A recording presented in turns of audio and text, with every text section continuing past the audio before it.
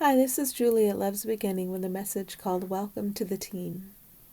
Let us tell you more about divine will. Let us say this slightly differently now that you feel yourself merging. Let's all feel together about divine will. Let's on purpose pool our resources and listen to what comes. You, Julie, get to share that. Don't shy away from your role. It's only a role, so never take it too seriously, and it's a wonderful thing. You wouldn't be here tapping on the keyboard if this co-creative endeavor did not feel wonderful. This feeling, this pooling of resources is how you are beginning to live your life. You let more and more of this type of functioning in each day. You check in with a harmonic convergence. Yes, titles are silly, but if they have temporary value and effect, then they do. Your true self. And from that calm and tremendously creative space you receive. Then what to do is clear, and the path is clear in front of you to enact it. To enact it, get that script feeling? But you're one of the script writers. Your hands are not tied. You're a participant in the script writing as we ease this drama into harmony. When you enact from fear, take deliberate action from that place. It doesn't turn out well, or it may appear to turn out well in the short run, but ultimately it feeds this fear machine you all have going here and have forgotten how to leave. Feel the significance for a moment of knowing how to leave. Now remember that all minds are connected across time and space. Feel the effect of that pathway to freedom opening up in you, through you. In the past, you thought that to submit to divine will was to lose your own. That's only because what you identified as yourself was a fear structure. Now that you know who you are discovering your true autonomy. You are a creator. The difference between your false self of fear and your true self of union is that you are now a creator in unity.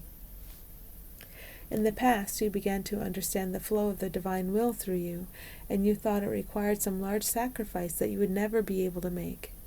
It only required your seeing and your willingness to remember. Each separate self of fear, it is very afraid that it will be punished for separating intentionally from divine will and creating a structure that acted destructively on its own. Children, listen. This is a playroom. You have only been in a playroom playing with your trucks and blocks and dolls. The effects here seem very real and believable and important and unforgivable, but there truly is nothing to forgive in the sense that you see it. A loving God, all energies unified in harmony, would not make it possible for you to destroy the piece of the whole. The piece of the whole has never been disturbed and will forever remain whole. You have done nothing wrong except to get lost and to participate in a self-torture mechanism called fear, a mechanism you invented for the experience of it. You took a virtual vacation from harmony, that is all. When we've been calling to you, we've just been asking you to put the headset and the goggles down. If you allow us to be your primary information source, we will guide you beautifully through the rest of this incarnation, and you won't be passive. You'll be creating pathways through your illusion with us, and it is such fun. To be fully conscious that you are co-creating with us at all times. What joy! It feels so good that it's inevitable. You'll allow this state more and more, and you'll allow it to strengthen within you. How do you allow it? By noticing fear and releasing fear. It's become so clear to you that fear is an obscuring cloud, that it's not allowed to run things anymore. That's not entirely true. There are still old patterns, and you are allowing those to dissolve, because it's clear that fear and controlling come from a separate self that was never your friend. It was an intentional experiential invention in which you became lost. You have been found.